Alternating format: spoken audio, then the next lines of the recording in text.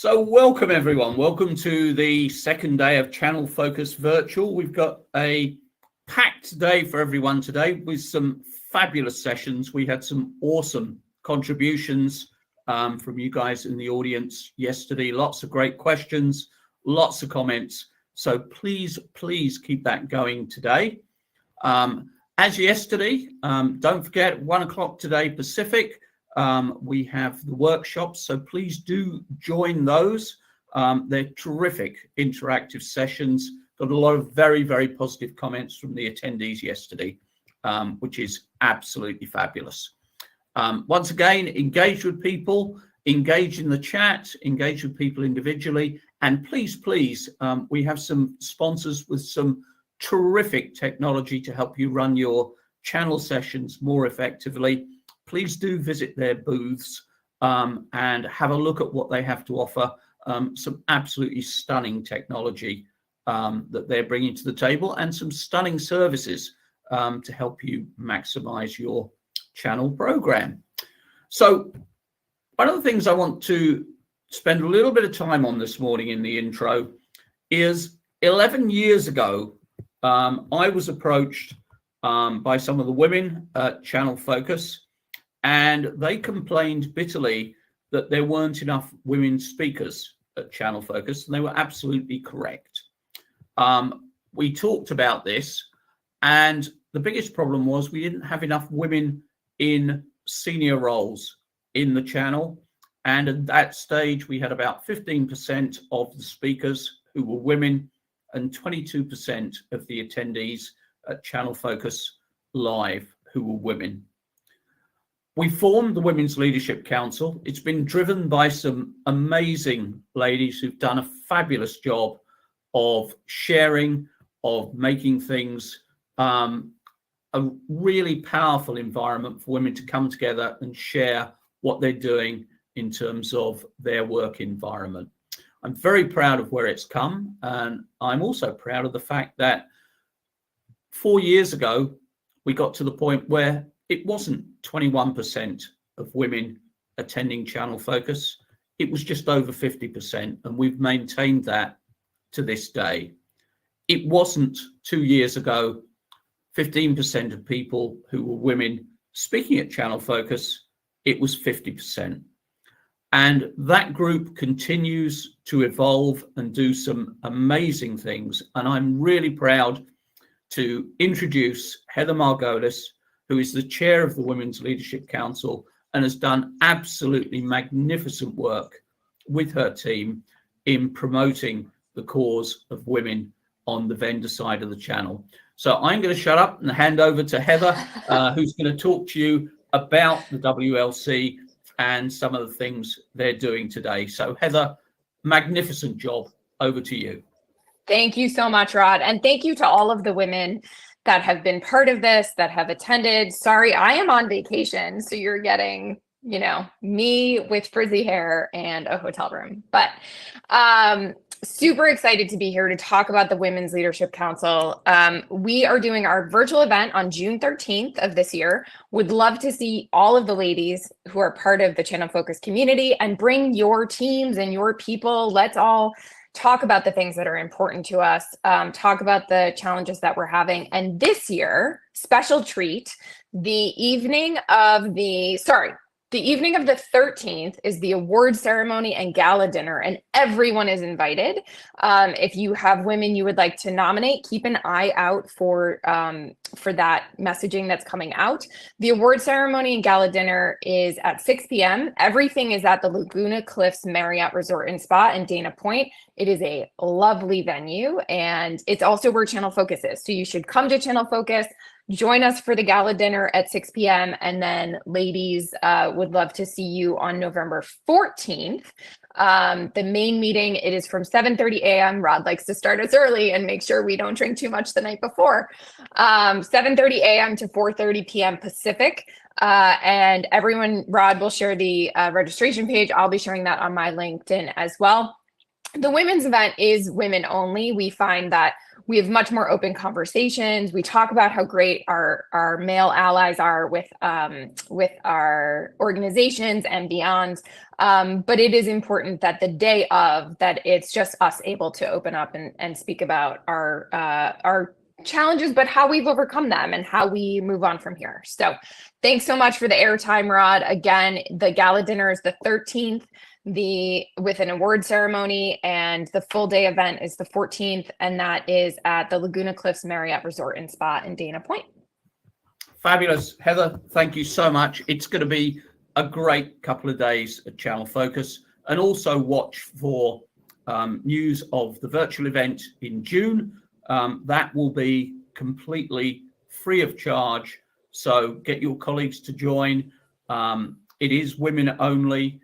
And again, at Channel Focus, the Women's Leadership Council Day will be women only, but the dinner will absolutely, this will be on the evening of the 13th. It will be a gala dinner. We have a fabulous marquee overlooking the Pacific Ocean with transparent sides. So you can both stay warm in November whilst viewing the Pacific Ocean and having a wonderful time. And we'll be, as Heather said, presenting awards that will be nominated by you and voted on by you. So these will be a genuine vote from the community for some fabulous women who've done some amazing things to promote the cause of women on our channel side of the industry. So Heather. Yes. And huge thanks to Rod and the board of Bapty and Company for making this possible. The virtual event is an amazing, amazing event, wonderful conversations. And as Rod said, it's free. So thank you. Excellent. Heather, I will let you go back to your wonderful vacation. But once again, thank you so much for chairing the group and doing so much to make it so successful over many years. Thank you. Thank you. Excellent. So it's now time to introduce our first panel of the day. And one of the things we want to do here is we spent a lot of time yesterday talking about our partners. And I think as an industry, we spend an awful lot of time talking about our partners.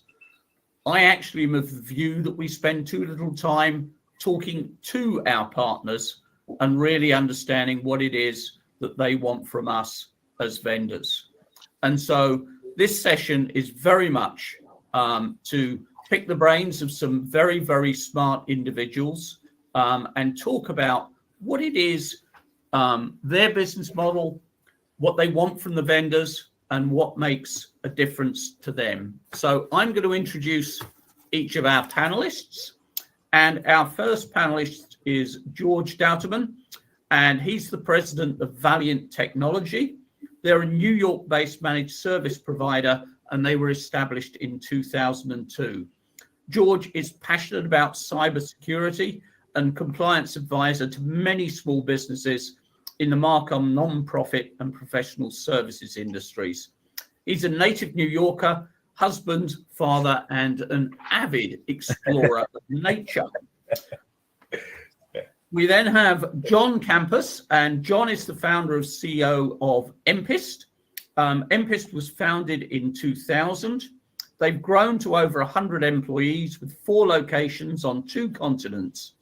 John emphasizes the importance of understanding clients' unique needs and challenges and delivering tailored solutions, and most important of all, exceptional service to their clients.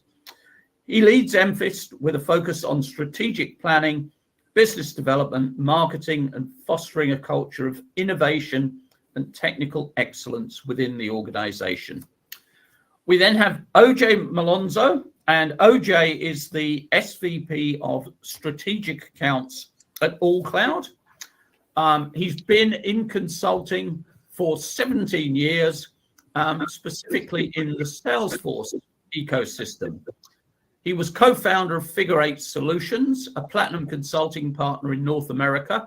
They were acquired by All Cloud in July 2018.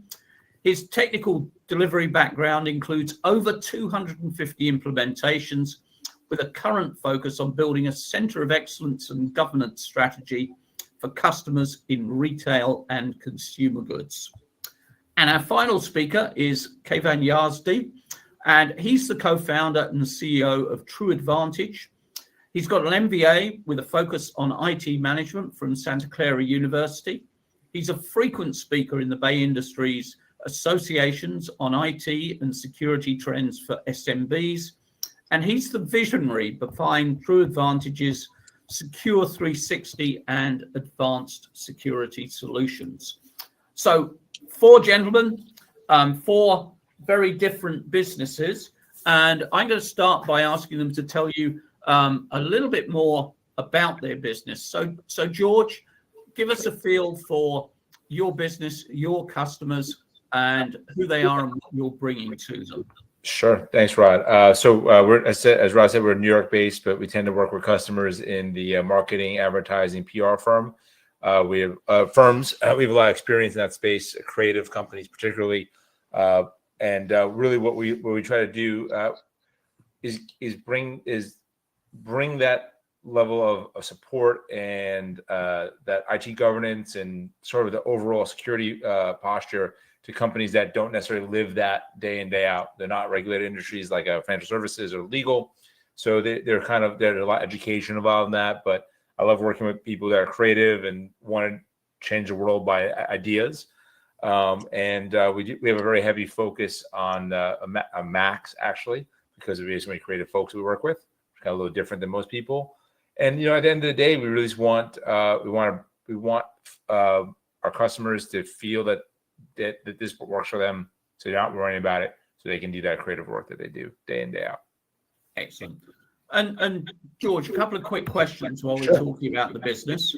If you look at the revenue you get from vendor resale versus services and other sides of the company, what percentage of your revenue is vendor resale? Vendor resale is about 40% of our business, so it's a significant piece. Yeah. And what percentage of the profit?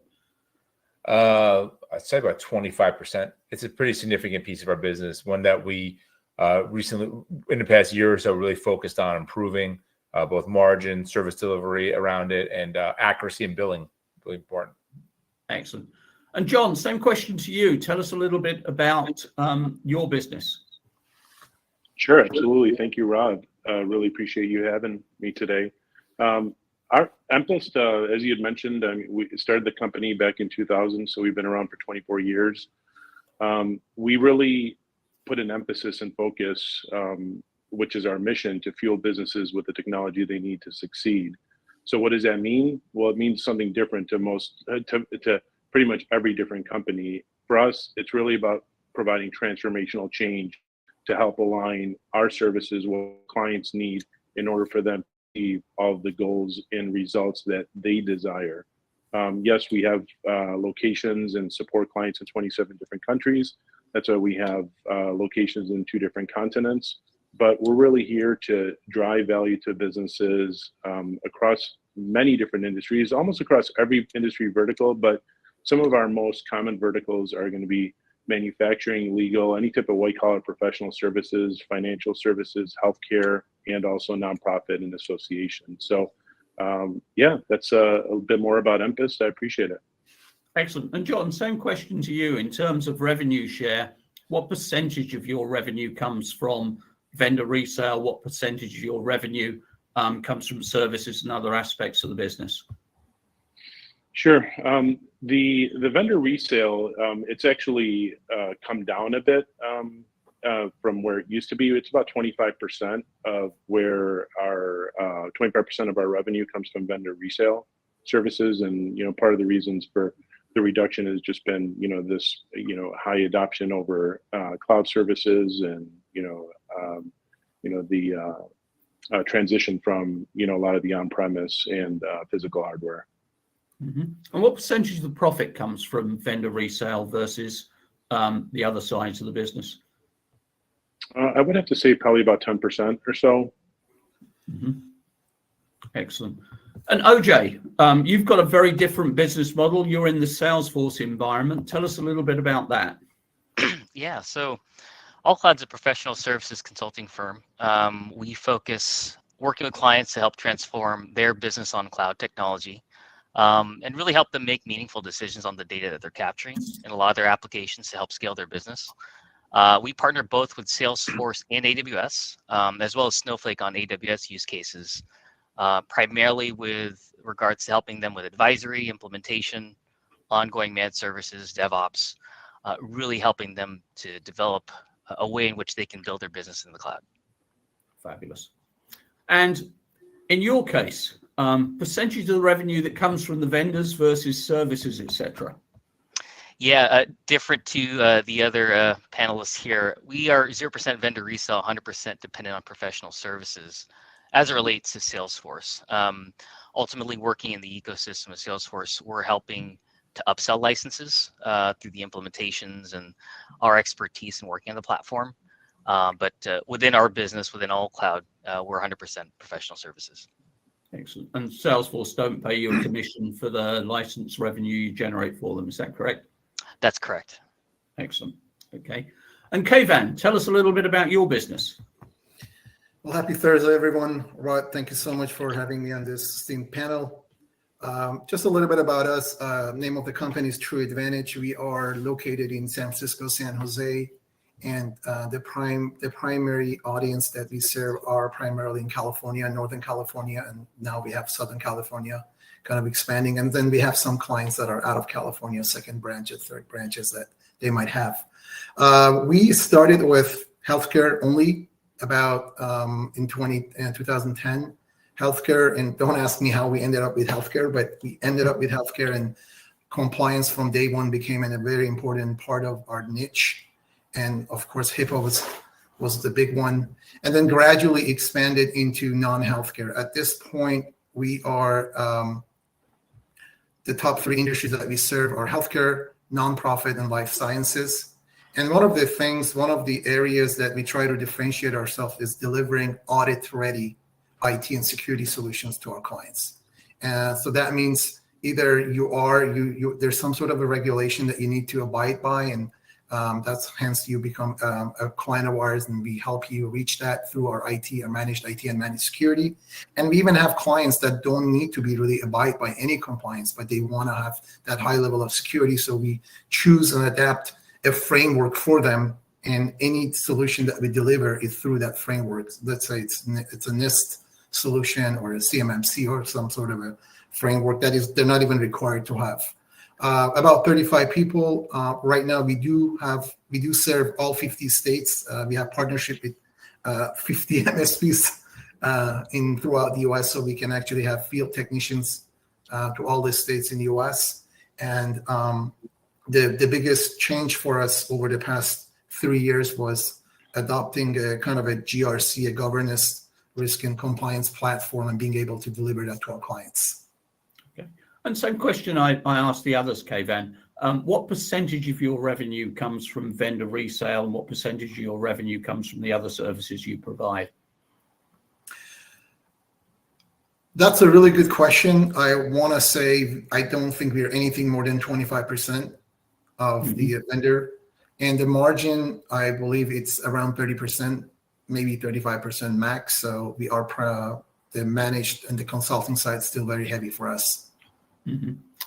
So a lot of us feel that we are really, really key to the partners, and clearly we are, but I think we have to put it in context in terms of what percentage of the business we represent. An interesting question based on that, and quick answer from each of you. A vendor comes along to you, George, which is more important? They're going to give you a couple of extra points of margin on the product, or they've got substantial service attached linked to the product? I think the service attached is more important to us. I think as an MSP, we have to deliver what we choose. We work it, or we have to train our staff on it. We have to really embrace the product. So we want to have that deeper relationship, much more important than points. John, same question to Absolutely. You. I mean, easy answer. I mean, service is by far, I mean, it aligns with what we do. We believe service needs to be in your heart. And if a partner is delivering that same thing, it's by far more valuable to us than a couple points of margin. I don't even really need to ask you that question, OJ. No, it is. I think it's pretty much a given. It's service attach. The way we look at it, we're not in a recurring revenue business. We're in a recurring relationship business. So, making sure that we're doing our best on our first project, making a good impression is important. So ultimately, it's being able to attach to the services work as a result of selling the license. Excellent. And Kayvan, same question to you. If you don't mind me, I'm going to go back to one thing that you mentioned that's actually pretty important. When you were asking about what percentage of our revenue comes from vendors, and I mentioned 25-30, I want to make sure your audience knows the other 70 is also directly impacted by them. We use their tools to deliver our services, so we don't sell it directly.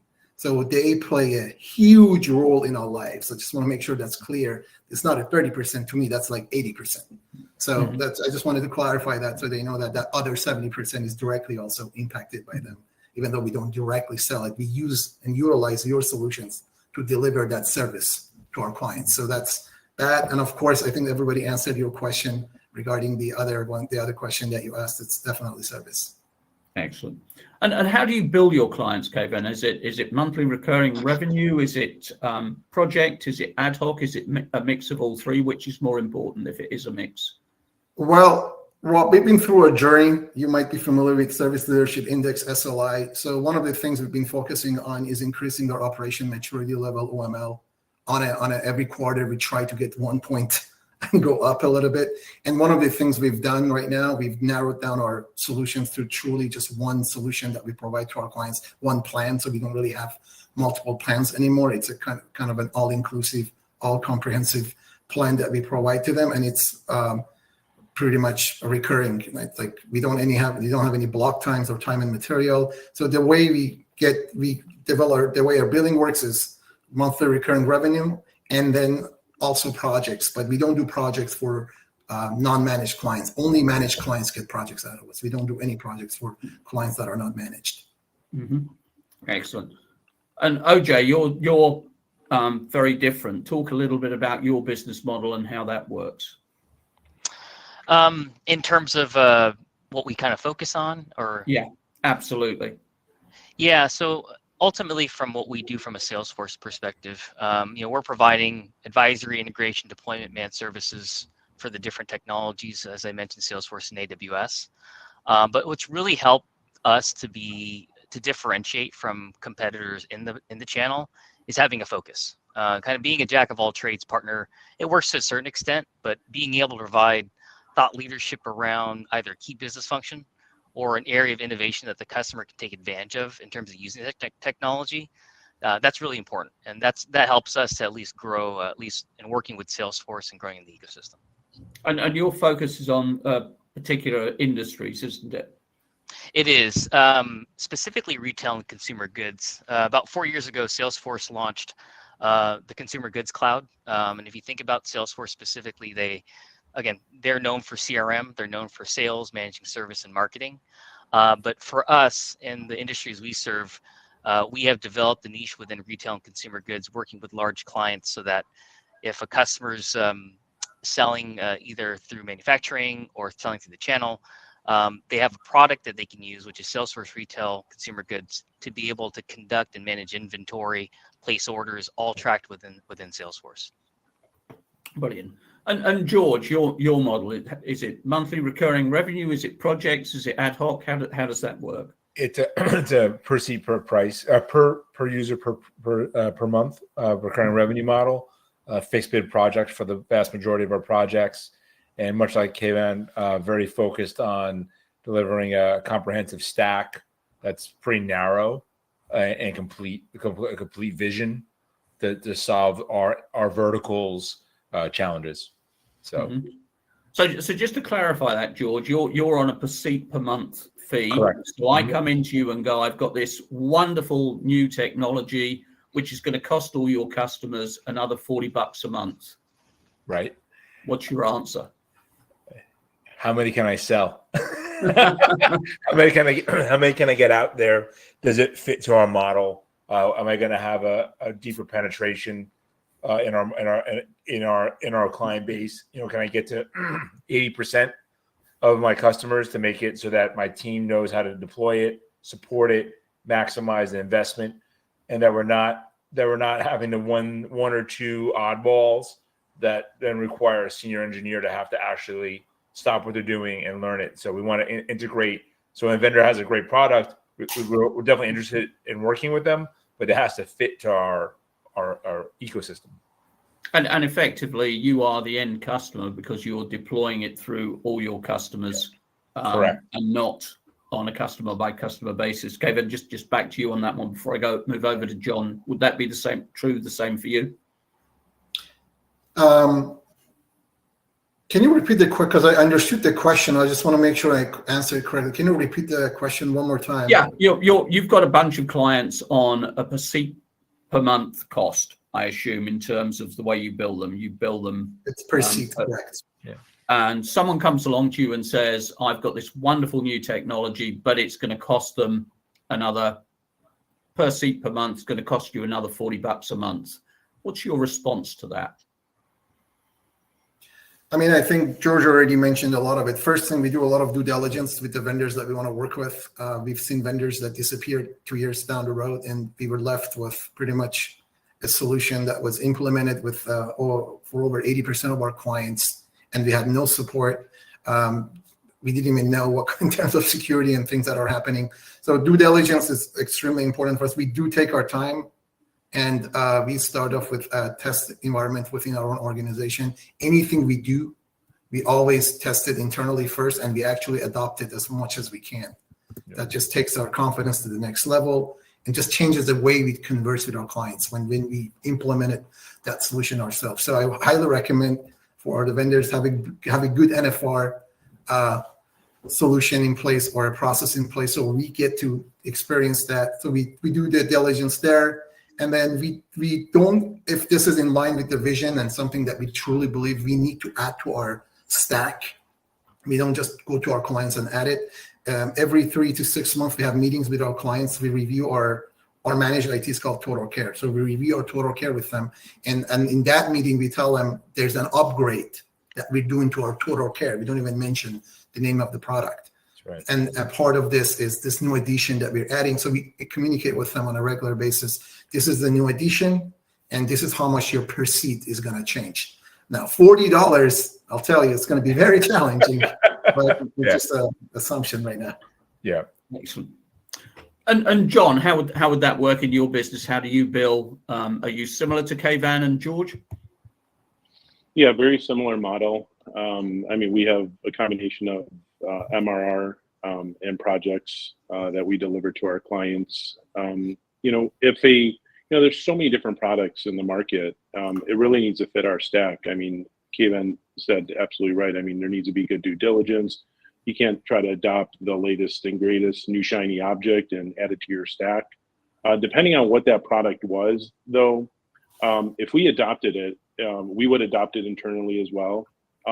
Oftentimes, it's not 100% of the time where there's going to be an additional cost to the client that we would offer them there would be an additional cost depending on what value we were driving. Because oftentimes with many different tools and technologies that you add to your stack, it could be driving significant efficiencies within your team. So even though it's an additional cost that you're taking on, we're not always passing that cost on to the client if we're able to drive more operational efficiency internally. Excellent. And come back to you, Kevin, on this one. You've got hundreds of vendors out there. They're all looking to do business with you. What's the thing that you've seen, if you look at over the last 6 months, which vendor has done something where you've gone, wow, those guys were brilliant at getting my attention? And if so, what was that? Very good question, Bob. So, and this could be just me. I am a big fan, and I don't know, psychologically, something changes in my mind when I see these vendors in events where my peer groups are there. It's just my level of trust. If you want to gauge it, from 20 goes to 80 automatically. You don't know how many emails and some of the companies that are not out there in these peer group meetings for MSPs. They're actually really good, but I just don't have the time. But when I'm in that setting and I meet these companies, and some of them could be not really good and crappy at times, to be honest with you, but it does something to my mind, and my trust level goes high. Sometimes I even drop my due diligence to a lower level, which is not recommended. But so I would say the peer group meetings, events like the Evolve, and there's like multiple events for MSP peers. So that's the first thing for me. And the second part that has surprised me in the last 3-4 years, smaller vendors are actually doing a better job in terms of creating a true partnership with us. And I always say this, there's a big difference between a vendor and a partner. Same experience we all have, George, John, we all have that experience with our clients, right? We don't want to be called a vendor. If I always tell our team, if someone calls a vendor, we have failed at delivering what we're supposed to deliver. We're doing a really bad job. You want to be a partner, you want to understand their business, you want to have that high touch relationship. Smaller vendors have done a great job. Maybe they are because they're small and trying to win the business.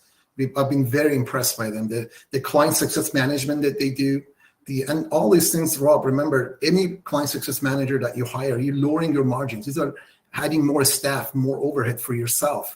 But there is a high level. There's in the long term, you're actually gaining, but it's in short term you're losing a little bit. So that's something that a lot of vendors don't see. And then you have the bigger vendors that they dominate. They don't care, and we'll go with them regardless. However we get treated, we have to, right? We can't really. I don't want to mention names, but some of them see an M and a G. I don't want to mention. But I would say that partnership, that high touch relationship that we talked about this last time.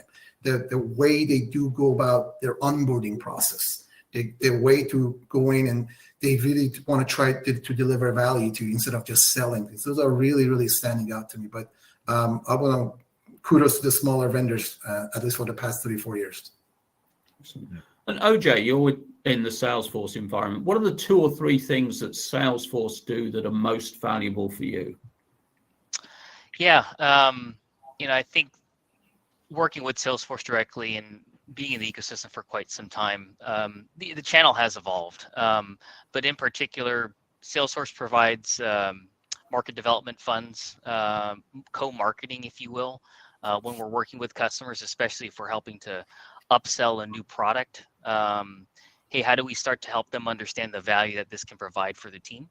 The big one is sales, right? We have a partner alliances manager that helps our sales motion. So the way that we look at it, we don't want to be the second salesperson in the room. Salesforce is selling the why, all cloud, and as a partner, we're selling the how. How can this actually be implemented? So ultimately, the big benefit we get working with Salesforce is the introductions to customers that are interested in buying the platform. And a large part of our relationship in working with Salesforce is our relationship with working with their account executives, the folks that are out in the field selling to the customers directly and bringing us in so that we can bring in our expertise on the right deal, on the right product that's being positioned. Cool. And George, getting your attention, is it the same as Keyvan? Is it the events, or are there other things that you've seen vendors doing that have made you go, wow, I really, really want to talk to those guys? So for us, for me particularly, I think Keyvan hit the nail. It's the event, it's a peer group, and it's also recommendations of people who've actually used the product or developed or implemented it themselves. Said, hey, this thing did some really amazing things. This really changed this. Where we've seen it really go off the rails is when everyone kind of jumped on the bandwagon. I don't know if you ever had that experience, or you kind of and it didn't really deliver on its promise.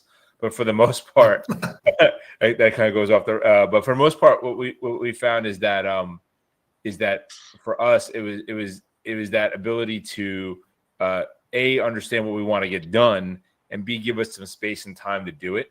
One thing that always is very frustrating, I found, was that everyone's pushing for a hard close versus giving you some time to understand how the product works, how you're going to implement it. So giving you that like time to understand it really can help, because I can say most MSPs, like I can go to an event, get real excited, but if my engineers aren't excited about it, then a product's going to fail. So you got to get the engineers excited, the people who are actually going to implement it, people who are going to work on it day in, day out and live in it. The ownership layer is only the first. He's got to get our attention, but you really got to sell to the engineers. Excellent. And John, going beyond the initial attention, you've got a relationship with a vendor. How do you want their channel account management team to interact with you? Do you want them in your office? Is a Zoom call fine? How do you want that relationship to work? Well, I'm more of an in-person type of a guy, so I love it when they come into the office. I think it drives a lot more collaboration and communication between the partners. I mean, when we look at partners within the channel, the things that we really look for is, well, the first is just the alignment on values and objectives between the companies. You know, our partners, our most successful partners in the channel, share similar values and business objectives. To the point where we're literally sharing like what their goals are this year, what are our goals this year, and we're trying to find a combination that we can actually achieve our goals together. Having that type of level of alignment versus just, you know, trying to drive a product or a new platform down our throat. It's let's get an alignment on what we're trying to achieve collectively so that we can achieve those great things together. I mean, complementary offerings, having our partner that complements our own. And then finally, I would have to say, you know, outside of just the ongoing engagement is reputation and reliability. I mean, yes, there's a lot of new channel partners. You go to any trade show, you go to any event. I mean, the rooms are filled to the gills. You also need to take a step back for a moment, understand reputation and reliability, because assessing the reputation and reliability of a potential partner, because you want to work with a partner who has a solid track record. You want to be able to work with people who have done it before, not for the first time. So those are really things that we look for across our partners and has been proven to be the most successful partners that we have that we continue to work with. Excellent. And Keyvan, your business, do you want the vendor to come into you? Do you want to do meetings by Zoom? What's important to you?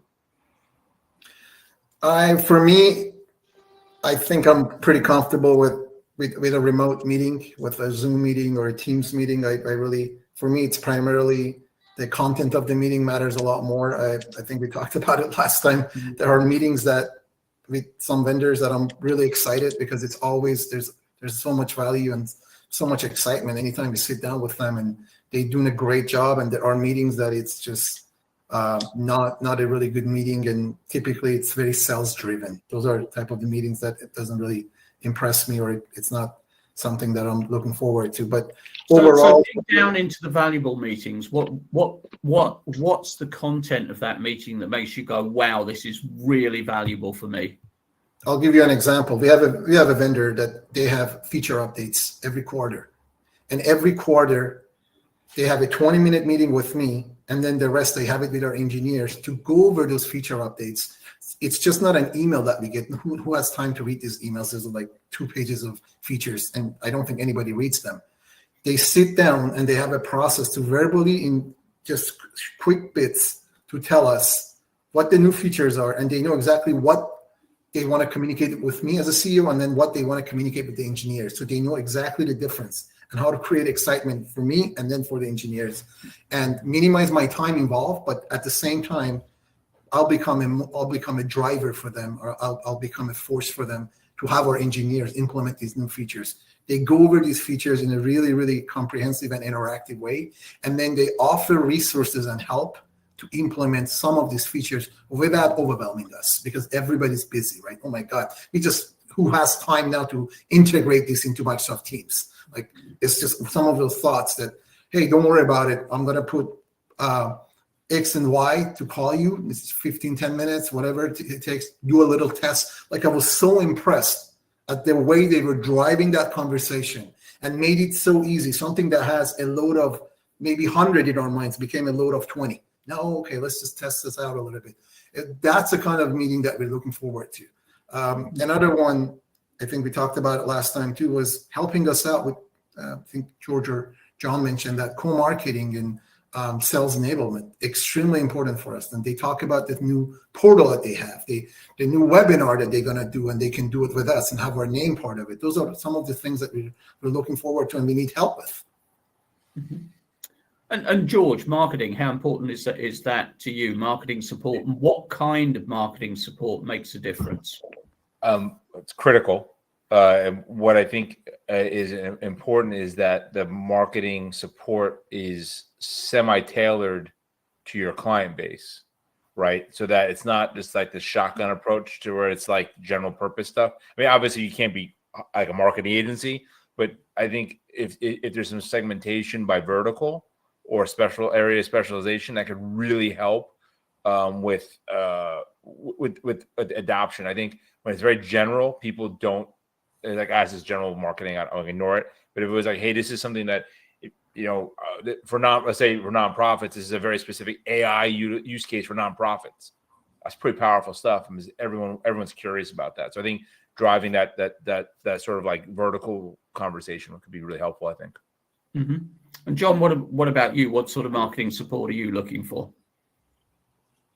Well, marketing is extremely important. I mean, I'm under the philosophy that marketing is senior to sales. I mean, you have to be able to market and have the appropriate resources out there. When we really look at it, is having a proper portal that has information, a plethora of information that can be utilized by our team to build awareness for our clients, make sure that we have the resources that we need to answer those questions when those come up. And having just everything already baked out, because if you're requesting something from a partner and it seems like a huge production just to get some of that information, that's a strain on us as an organization, because when the client is asking for something and we're trying to provide that information, we want to make sure that those partners have all that information available to our fingertips to make a frictionless experience every single day. Right. And OJ, I mean, Salesforce has a reputation. You can tell me whether it's right or wrong for being great in terms of providing marketing support for their partners. What are the things they do for you that you value the most? What makes you go, wow, that really made a difference? It's them being able to share the stories that we have when it comes to implementation, case studies, successful implementations. Our alliances and marketing team at All Cloud does a great job working with the Salesforce Partner Alliances Manager to help them understand the feedback we're getting out in the field from our clients, especially if it's to help drive the direction of the product. We're there day in, day out, right? Working with the client, understanding what it takes to create a solution to the challenges they're facing. When we come to testing the product itself and we're deploying it ready to go live, sometimes there's challenges, right? There's limitations that the product has. And what's important for us is being able to share that with Salesforce. And from a marketing standpoint, being able to showcase some of those successful implementations so that we can continue to get leads and drive business forward. Excellent. And I want to backpedal just a bit, because one of the things we spoke about and we were talking prior to the call was about the onboarding phase. And a couple of questions for you, George. Mm-hmm. Firstly, how important is multi-tenancy when a new vendor comes along to you? And secondly, what makes good onboarding, and are you prepared to pay for it? Sure. Multi-tenancy is kind of like a requirement now. I think we wouldn't take on a vendor without multi-tenancy, with segmentation and kind of isolation. So that's kind of like a table stake. But onboarding is I think the single most important, beyond doing the thing it's supposed to do. Just like when we work with customers, if we onboard them poorly, the relationship's kind of wrecked from the start. And so I think having the onboarding being very like upfront, especially if there is a cost involved with it, which is okay, as long as it's upfront as part of like, hey, if you want to adopt this next level, this is what it's cost. And also I think an upfront idea of the true time commitment is very important. I think many times vendors kind of go too fast, or partners go too fast. They're like, you'll be up and running in 15 minutes. And I'd much rather be like, this is going to be a 3-month process. This is what it's going to entail. Here's a kind of like a roadmap, Gantt chart, that sort of thing, just so that it's very clear and it's very helpful to get your team on board and know what it's going to be. So I think that's just that really transparency around the onboarding, and also examples of success, like what works and what doesn't. John, what about you? What's key to you with onboarding, and are you prepared to pay for it? Yeah, I mean, we're prepared to pay for it. As long as, I mean, as long as the value exceeds the cost, like there has to be value there. If a partner is going to provide an onboarding fee upfront for a platform that you're going to be implementing, and they provide you a schedule and it's like over a period of a week, and it's clear that it's not focused on building a strong foundation, I would have a problem with that, because I don't believe that the value exceeds the cost. So as long as the value exceeds the cost and they've outlined a clear plan to identify on how they're going to help us build a strong foundation and a foundation moving forward, I'm absolutely fine with, and I'd prefer to pay for something like that versus just doing it, just doing it with no plan in place. Mm-hmm. Great. And Keyvan, how about you? Well, this is such a good question. I think one of the trends I've noticed with the vendor and the channel, there's some sort of a hesitation sometimes to ask for money and charging when it gets to onboarding, and they end up paying a higher price later for not doing that. Let me just say it right here. We'd be more than willing to pay for this. Our engineers don't have time. We're very busy. We need a lot of help implementing these things. The best ones I've seen in terms of the vendors in terms of offers and options that they had, we have a couple of vendors that actually have both options. They have like, hey, we help you out, but you do it yourself at no cost, or we can take it over fully and do it for you. And I have to tell you, 80% of the time, I choose the second path. Let's do this. Let's go with that. And there's been a couple of times we've been burned. I tell you an example.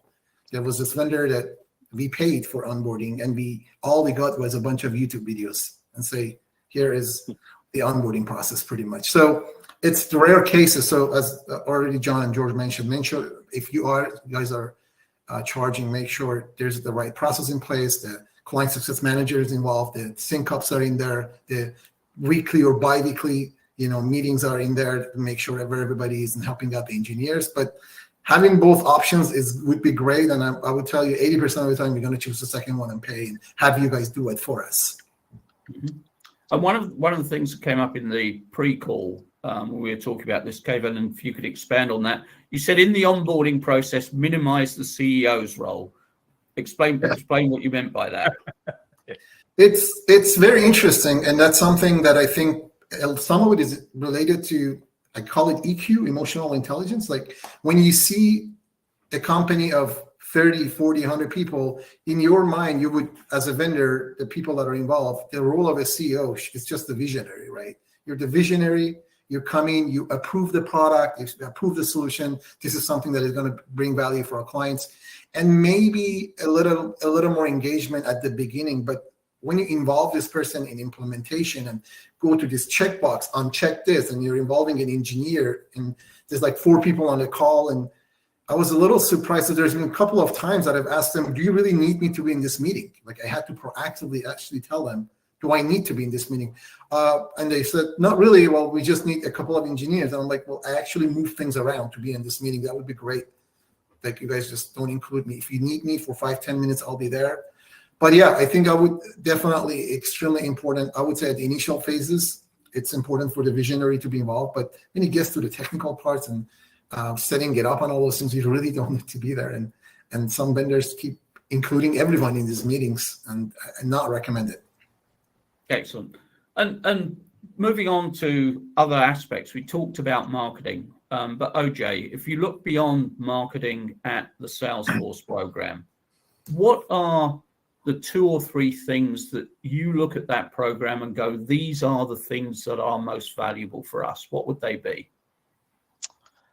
The first one is enablement on product, meaning if there's a new product that Salesforce is releasing, as a partner and the other partners in the ecosystem, it's imperative for them to understand the importance of that solution that's being delivered. So one, if they're implementing it, they're not doing a bad implementation that can cost the customer a lot of money and then make the product look bad.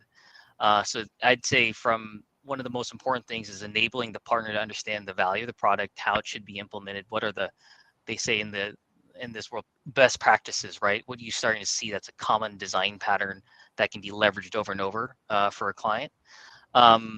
And then I'd say the second thing is the importance of being positioned for the right implementation. I mentioned it earlier, within the Salesforce ecosystem, there's a lot of partners that are kind of jack of all trades. Hey, I can do every single product that Salesforce releases. But what's important for these partners in the ecosystem to differentiate is having a key focus. Hey, we're specializing in a specific vertical. As an example, like with All Cloud, we specialize in retail and consumer goods. Or we specialize in a specific aspect of, hey, we build integrations all day. So being able to understand and have Salesforce bring us in or bring the right partner in for a specific implementation that's going to fit the client's needs. So I think those are, I'd say within working in this ecosystem, some of the most important things that are important on top of the marketing aspect and showcasing successful stories on implementation. And George, same question for you. Beyond marketing, what are the most important elements of one of your vendors' partner programs? What are the things that make a difference? So it's an ongoing support and check-in, like John mentioned. Both came in, there's that kind of like regular cadence of meetings. I actually just go back to something you said earlier. I think the in-person meeting is really powerful, be it at an event or in the office, just so you get to see. I mean, there's a lot of unspoken communication with people until you meet them in person. I think it's really powerful. I think it has some powerful positive effects, and I think that at the end of the day, it's that dedicated person to be part of your team, where you're not always guessing who to talk to, when to reach out to. I have a problem. That's that ongoing, that deeper one-to-one aspect of it that I know our customers crave. They don't want to be talking to 27 different people. They want to speak to a person who's going to help me get this. Who's going to help me get this done. So we want to have that ability with our partners as well. Excellent.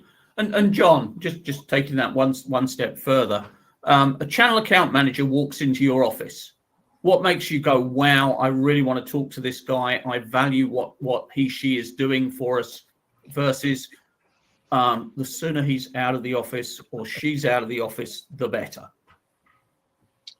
Well, that's a great question. It just depends what the objective is of that meeting. I mean, when the partners that we love to take those meetings with are partners who it's clear that they're making the investments into making the relationship work, because we believe that a strategic partnership has to be good on both sides. So there has to be investment from both sides, both from our side and from the channel partners. So, them having the great communication collaboration with us, making sure that there's clear channels for communication, established processes to work on things together and efficiently.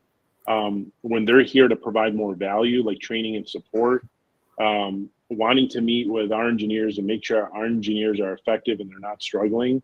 And then I would say the flexibility and adaptability.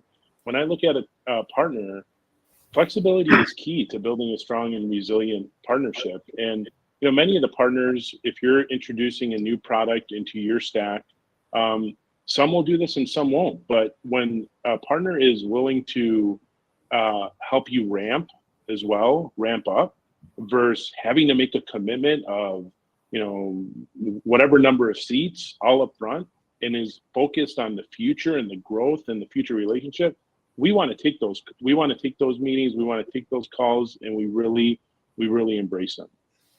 Excellent. And Keyvan, how important is it that your channel account manager really understands your business? How much of a difference does that make to the relationship? I mean, to start with, it changes the way the conversation goes. You were talking about what kind of meetings you're looking forward to from the vendors. For some of these reps that don't really even understand our business, I mean, it's pretty, within the first 5 minutes, it's pretty obvious. And we are in the business of solving problems. Really, that's who we are. They talk about IT solutions. I'm like, all right, these are IT features and solutions, but at the end of the day, we're here to solve problems and deliver value. And if what you're telling me is just features, and I don't see any solution that can help our clients, any value that can be brought up to our solution, in my mind, I'm already shut down. And so that rarely happens, to be honest with you, Rod. Into the vendors have a pretty good understanding of the MSP world, and all these peer groups have helped them a lot. They know the pain points. I can't really remember too many cases where they didn't know what the need was. But overall, you can, in your mind, you pretty much shut it down within the first 5 minutes.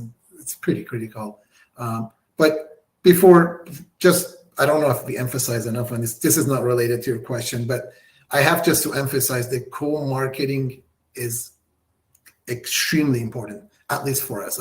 I'll give you a little example. We never did educational webinars before, and it was one vendor that came to us and said, let's do co-marketing together and let's do webinars. We're going to do it for you. You just need to do this couple of things. So we went from 0 to 100 overnight in terms of having regular webinars, and the number of leads we're getting out of this webinar has been amazing. So that was like a game changer for us. We're talking about new clients, revenue.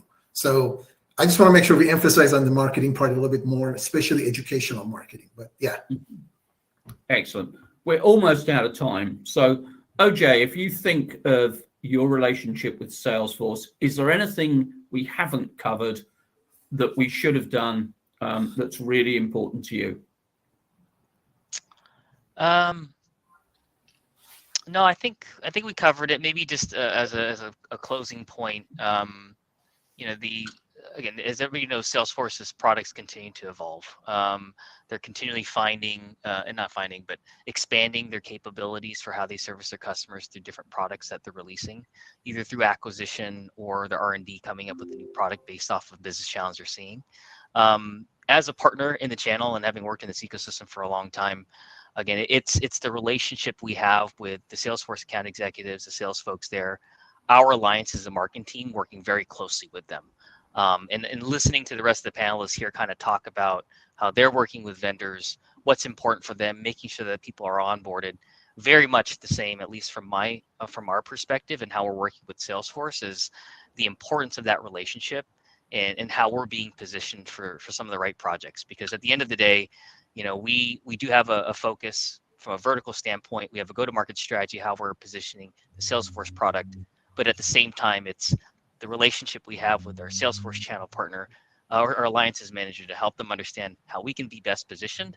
And again, this is a partnership, right? I think Kevin mentioned earlier about being a vendor. If you're looked at as a vendor, maybe there's kind of a failed relationship there. It is a two-way street, right? There's a coexistence, if you will, and benefit from working together and being collaborative.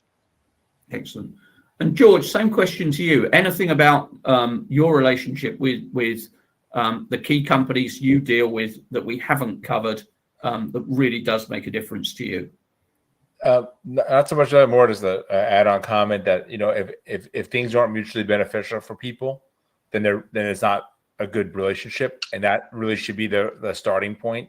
Is how can we be mutually beneficial for each other, and for each other's respective businesses and customers.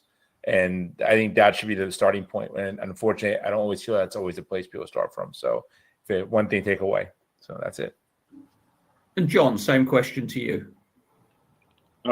I would have to say something that we really didn't touch too much on today, but something called security, security and compliance.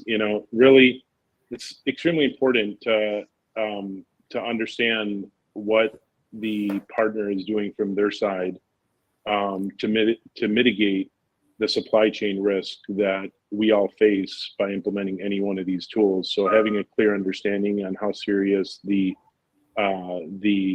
channel partner is as far as security, and does it align with the standards of our organization, is something that we absolutely consider, and I think it's very integral as part of just reducing risk and as Kayvon said, even just a lot of GRC.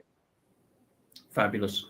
George, John, OJ, and Kayvon, some fabulous advice.